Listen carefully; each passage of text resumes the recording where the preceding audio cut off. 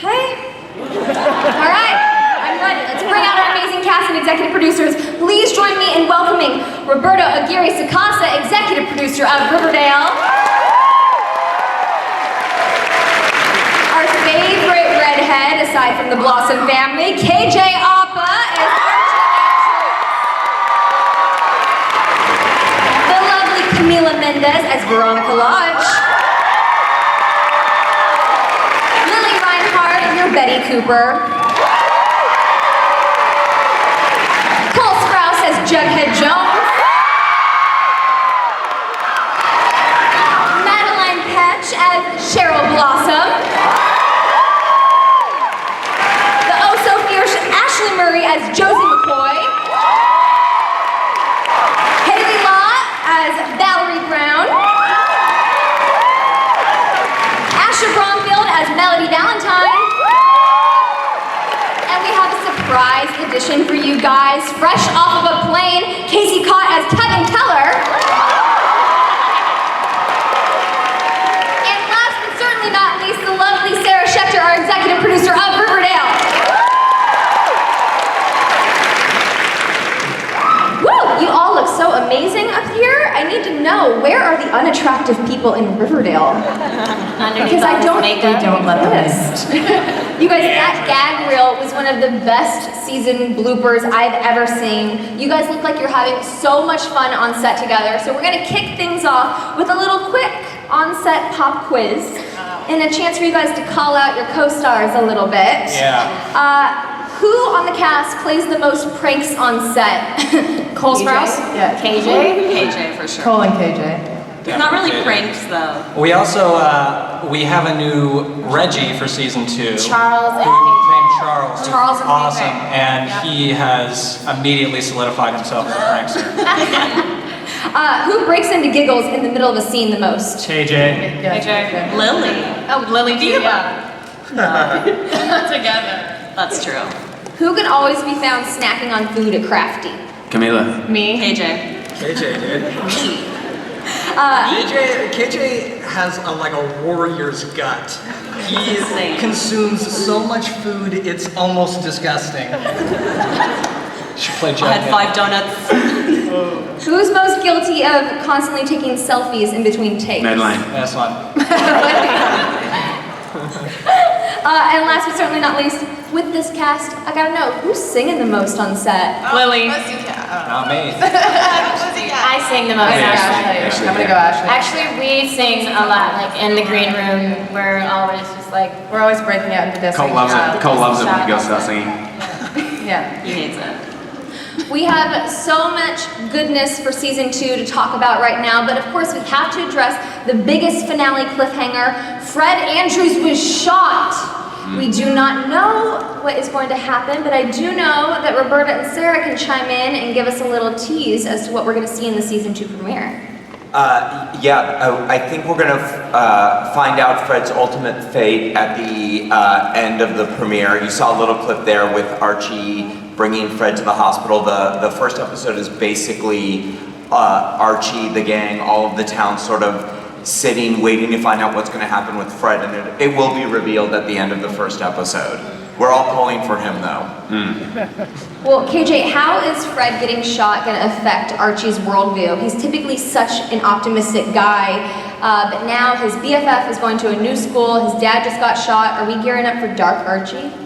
100%. Like Roberto said, Archie's pretty much freshly dealing with Fred being shot in that first episode. So there's a lot of things going on, and there's almost a switch that goes off. And I think 100% it's a completely different side to Archie that we haven't really seen yet.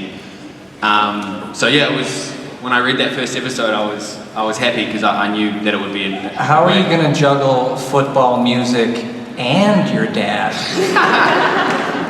OMG! It's gonna be quite the pickle for you there. I'm really excited to announce that we're getting 22 glorious episodes in season 2. Congratulations, guys. Sarah, how does having 9 additional episodes shape the writer's room? Do you have more room to play this year? I think it's funny, we thought that we'd have a ton of room to sort of do one-off episodes and sort of like Ferris Bueller's Day Off, but there's so many great characters and there's so many stories to tell that it's the same. I think it's just more of that kind of pedal to the metal, aggressive storytelling and juggling all these characters. And what's so fun is seeing different characters interact, and that's one of the things we'll have a chance to do with more time. Roberto, is there anything that you didn't get to fit into season 1 that you're like, yes, season 2 is where we're doing it? Yeah.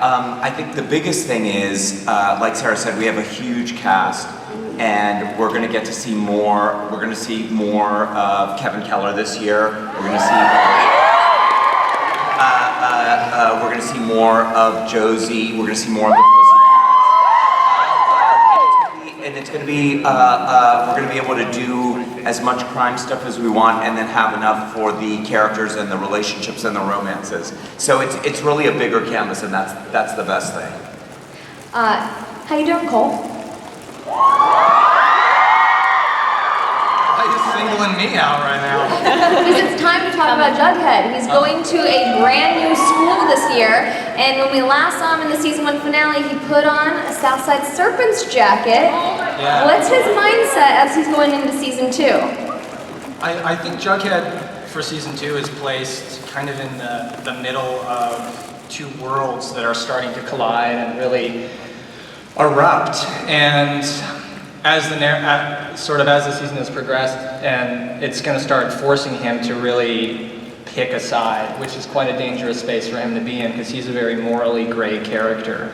And I think that's going to have huge repercussions for his narrative and for his relationships with the rest of the cast, and we'll see. How's his relationship with Betty going?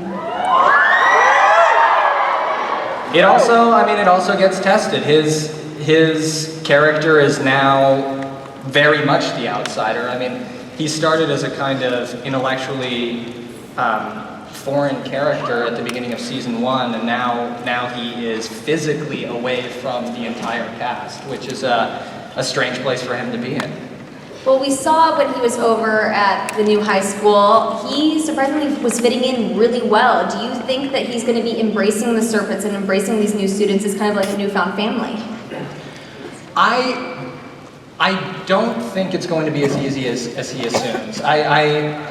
Already from what we've been shooting, without spoiling too much, I think he has an idea of fitting in, and he's quite a special snowflake, or he thinks he's quite a special snowflake, and he'll stand out. And the problem with a dangerous system like Southside High is that standing out can be physically threatening. Mm-hmm. So we'll start seeing a little bit of that narrative for our poor special snowflake Jughead. And this is a question that Roberto and Sarah can chime in on too. Any word on Juggy's mom and Jellybean making an appearance? We've talked about it. I think it might be something that happens in the second half of the season. Yeah. We have to find the right casting for both of them. I mean, the casting's everything on this show, so we want to do it right. But nobody cares about Bughead, right? Nobody. Lili, we saw Betty battling a lot of inner demons in season 1. As she goes into season 2, are you personally excited to kind of explore that a little bit more and kind of get into her mindset? Yeah, I mean, definitely from an acting perspective, it's a challenge, so it's good to take that on. And I think as the scripts have been coming in and as we've started filming, there's a lot of, I don't know, like last season we saw some dark Betty, but this season it's more like tortured soul Betty. And it's really, I'm really excited to play it, but also kind of, it's a little heart-wrenching for my character and for my sweet little Betty. But yeah, I mean, there's, we explore that darkness a lot more, and I think we see Betty come to terms with it a little bit more in season 2 rather than try and just cover it with a black wig. As she's coming to terms with this darkness and trying to figure it out, are we going to be seeing her lean more on Jughead, Veronica, or Archie as she goes through this? You know what? I think it's kind of, I I don't know. I think her dark. I don't know what I can and can't say. Everything. Roberto You help. can say everything. I think it's quite even. I think she finds a different comfort in every single one of them, but I do think you definitely see more of Betty and Archie's friendship and their support system, and that they are, they have been best friends their whole lives, and that's something that you really get to see in season 2, which makes me happy because it just kind of gives a little bit more background to these two people who grew up next to each other. And as much as I love Betty's signature iconic ponytail, are we going to get to see her let her hair down a little bit this year? Roberto, what? You really hit the third rail right now. Really? Yeah, we will see Betty loosen her ponytail a little bit more this season. But it is, I always say to Lili, I was like, it's iconic, you have to wear a ponytail. And Lily's like, I have a headache from wearing it. Camila. Hi. How are you? Valentine. Papa. Oh wow, Valentine. Red Valentine. How very on brand. How very Veronica of you. Hiram's home. We have Mark Consuelos coming on in season 2 to play your dad. Amazing. First of all, I've got to know, what was it like welcoming him into the Lodge family? It was effortless. Honestly, he blended in as soon as he got here. And he plays the role with such confidence and subtlety. Like, he's not like trying to push this Godfather-esque character. Like, he just is so calm and collected. Because at the end of the day, he's a businessman and he knows how to like put on a face and like charm people. But the whole time, I mean, I'm still suspicious. I don't trust him. I was going to say, how would you describe their father-daughter bond?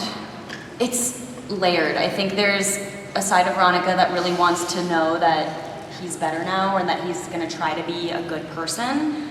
But at the same time, he's still doing the same things he was always doing and keeping secrets with Hermione, and they're kind of like not letting Veronica cross that bridge, and she's just trying to get to them and be like, let me be part of this family. I want to be a Lodge. Like, I want to help, She wants the secrets. Yeah. KJ, have you shared any scenes with your girlfriend's father? Hermione? No. Oh, yeah, no, we've had a couple scenes. Have you shared any scenes with Mark Consuelos? Oh, yes. Yeah. There's some, we got some crazy stuff together in season 2, yeah, some real funny They stuff. have a really cool relationship. Yeah. Really? How would you describe it? Is it tense? Scary Do they get for along? me. Scary? Yeah. I mean, obviously dating his daughter, he's a bit skeptical with that, but he's a hard man. So it's good. And He has a plan. Camila, I'm excited to say that we can reveal something very special here. There's another man coming back into Veronica's life. What would you like to tell the audience? I've got an ex from New York coming. And he's a bad boy, and he brings out Veronica's dark side, which I don't think we got to really see in season 1. KJ, how does that make you feel? Dark Veronica is much darker than Dark Betty. Yeah, there's no going back. KJ, how does Archie feel about this? At this stage, Archie's really not in the right headspace to be dealing with that at all, so you never know what to expect. We've got even more fresh faces coming to Riverdale this year. It was announced that Supergirl star Britt Morgan is going to be coming in as Penny Peabody. And of course, as we mentioned, we've got a brand new Reggie joining the group. Why was Charles Melton the perfect choice to step into Reggie's shoes?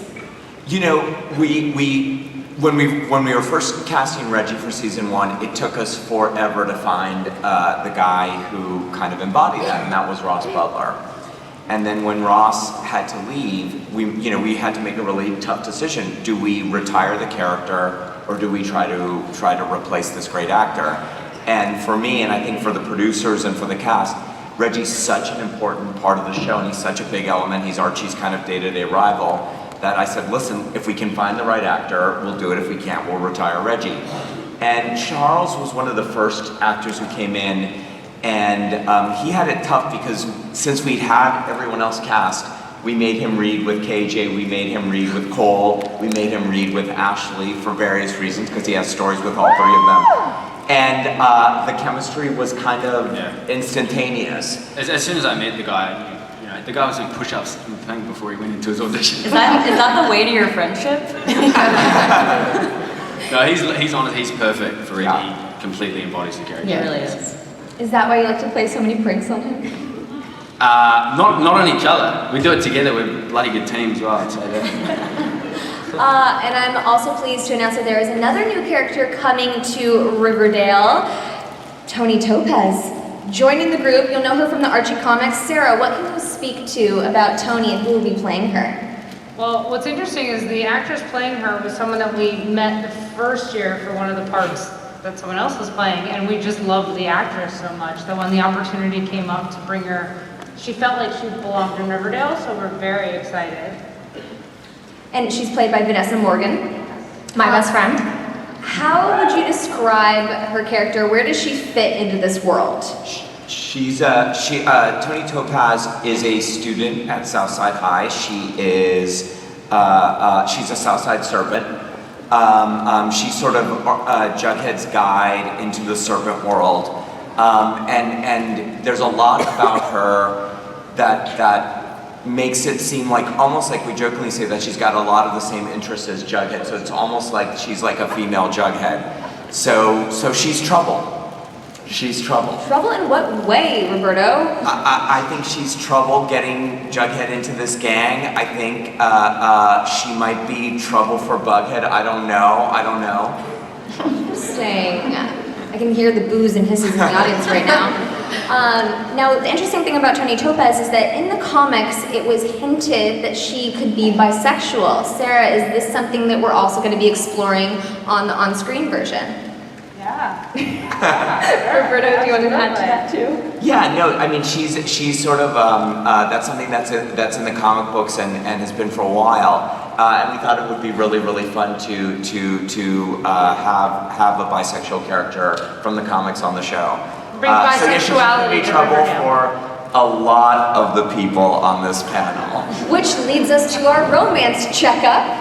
I understand that we're getting some new love interests and some new love. Hey, how you doing down there? I'm good. What's going on for Kevin? Any word on Joaquin? You know, I think Joaquin got on that bus. I don't think he's coming. Why do I take it? You know, I think the first few episodes are really fun for Kevin to kind of deal with that heartbreak in a very wonderfully written way by the writers and producers. So it's going to be really fun to show that. And then I do think there's going to be a new love interest that comes into play eventually, which you have to ask Roberto about that. He has to heal his heart first. Yeah, he's a delicate soul, as you guys know. So. What do you think that Kevin looks for in a guy? Remember, there's children in the audience. You know, I think I think Kevin learned a big lesson with Joaquin. Not that he's not going to learn that lesson again, but someone that is interesting and authentic in themselves and different, in the same way that Kevin is in many ways. Pretty much that, I would say. Ashley, the last time you and I talked, we kept campaigning that we needed a love interest for Josie, and I have some news for us. Josie might be batting a couple of eyelashes at Reggie Mantle. But we'll see. Anybody else on the panel getting any new loves? Or want to throw that out there right now to Roberto and Sarah? Roberto? Over here? Well, Cheryl Blossom really had obviously with Archie's dad fighting for his life, that's a serious situation, but poor Cheryl, nobody's family went through a worse season 1 than Cheryl. She's got a lot of healing to do. Are you up for that, Madelaine? Dude, the baby crying in the audience right now is like the perfect soundtrack to the For the Blossom. We're going to be talking about the babies, don't you worry. Got it. But I think when your father's a wig-wearing monster, it's hard to find appropriate love interest. Yep, that's the truth. Let's check in with Betty and Jughead. They've had such a lovely evolution in season 1 together. We got those I love yous in the finale. What would you guys like to see from them in season 2? Wow. Well, I think, honestly, with Jughead kind of going to Southside and stepping into Serpent territory, it's very scary for Betty. She doesn't want to lose her man and also doesn't want him to get into any danger. And I think it becomes a little bit of a Romeo and Juliet situation that she hopes has a happy ending. They both do. I want to see Betty just ride or die, you know what I mean? Just like on some hogs, Betty, just riding into the there wilderness. might be a pink leather jacket in the future. Yes. I mean, her mama was a little bit of a serpent, so. Going on. No, I think, you know, I think the relationship is definitely going to be tested, especially through the first real narrative of the second season. But it's one of those things where now more than ever, I mean, season 1, the way that we've kind of talked about season 1 was very much the origin story for a lot of these characters. And now the way that the characters' lives are sort of progressing is really stressful. It's dark, and the truth is that Jughead is one of those characters that really gets tested the most by the world around him, and that puts Betty really in a position of possible judgment where she and her morality have to make the choice to either be there for this kid or, you know, call it quits for the betterment of herself. So it's interesting. We'll see where it goes. And for Veronica and Archie, are we just going to see their love continue to blossom?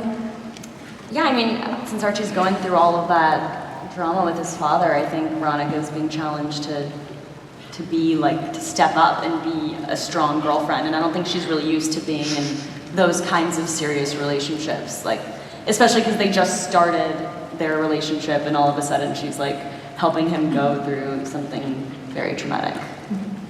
And I think we can tease that probably the sexiest scene in Riverdale's history is in episode 201, yeah. and it's between Betty. I mean, Roberto, you almost made a lot of headlines. between Veronica and Archie. Sorry. It is quite steamy. It's very steamy. LOL. It's very steamy. Well, something that I think that is heating up is how amazing the Pussycats have been. Looking fabulous down there, ladies. Thank you so much. What has it meant to you three to be the modern day representation of such an iconic group?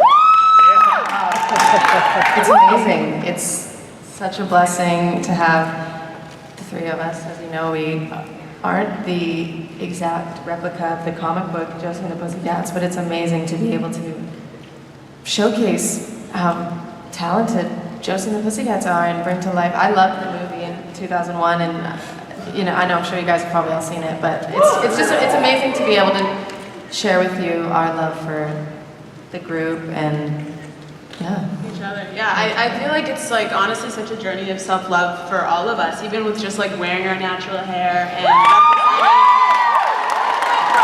like it's been so confirming and such a blessing because it's not all the time you get the opportunity to do that, especially on TV, so we're really grateful. All this hair. it's an amazing opportunity. Yeah. What type of musical moments can we expect in season 2? Lots. Well, we do something super iconic. Episode, is it 202? 202, we are literally singing the dopest song ever. I won't give it away, but everybody knows it. Like, it's a classic, so. It's really good. Are you guys just like slipping notes like under the writer's room being like, I'd like to sing this song next? We just sing them on set all day, 12 hours. And Ashley, are we going to be seeing any more dynamics with Josie and her family? Because her mama's the mayor. She's quite powerful. I'm really hoping so. I think we are, specifically with Josie and her mom. I'd like to see some more interaction with Josie and her father, because I think that plays a big part in who she is and who she's going to decide she wants to become. So yeah, I mean, I'm really hoping that there's more family interaction. Yeah, there's definitely, we all love Robin Givens, who plays Mayor McCoy and Josie's mom. I mean, she's incredible. So we definitely have big stories planned for her and Josie, because they're also going to be tested this season. And just real quick, Veronica, are you still rocking those pussycat ears in season 2? I am. Okay. Yes. Veronica's still a pussycat. Yes. Yeah. Love to hear that. Madelaine, you burned down Thornhill in the season 1 finale. Girl, where you living? Where's Nana Rose? That's a solid question, Cole. All of which will be revealed in season 2. I do have a house somewhere, sort of. Yeah, I know that. Well, in that teaser trailer, we saw a very chilling scene. What was it like playing that, and what can you tease about what Cheryl's going to be going through with her Blossom family? Well, Cheryl gets colder and meaner in season 2 because of all the things that happened in season 1. But she takes the reins back from her parent, just the one. She takes the reins. She takes the reins back and she starts taking control of her life a lot more, which I think is going to be fun for her to do. She needs that. Well, and we've got some babies on the way for the Cooper and Blossom families. I gotta know, how do you guys think that Cheryl and Betty are gonna be as aunties? I actually think we're gonna have a lot of fun. We have a very interesting dynamic on the show. In season 2, You're cousins now, right? Is this we're gonna have to have babies on the set? Cole, relax. Look, I started as a babies. baby. I can tell you we're horrible. I also started as a baby. Well, that actually leads me into my last question before we open it up to you guys in the fans, in the audience right now. Instead of the classic cliche that a lot of other teen shows have done in the past of pitting girls against each other, it's so nice to see that Riverdale has so many beautiful female friendships and they're genuine. What is it like for you guys to be able to have those relationships on TV and to be able to show that to the girls out there? Episode 205, let me just say, is like a really big, like, girls sticking together. This Nick St. Clair guy, the ex-boyfriend that comes into town, he does some really bad things. And it involves Veronica and Cheryl. And because of that, it brings all of the girls together to kind of like fight it. It's kind of in the same light as episode 3 in season 1. It's something that Roberto and I talked about from the very beginning, which is that dynamic of girls fighting each other is just not interesting. It feels very played out, and I think it's important to us. And all the women on the show are very different, but they all find a way to get along because that's what women in this world need to do. So. And even Veronica and Cheryl, who obviously are always going head to head, they still find a way to support each other, which I think is. But deep down, Cheryl just really wants to be a part of the gang. That's exactly. I think she knows.